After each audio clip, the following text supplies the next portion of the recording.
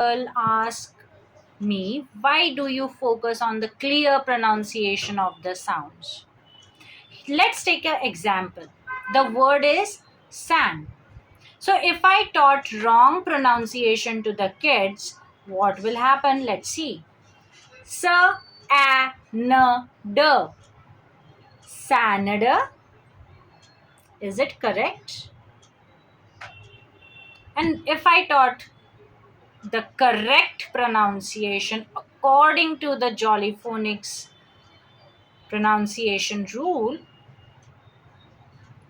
s a n d, s a n d, sand, s a n d, s a n d, sand. The difference is clear. Stay tuned for more tricks.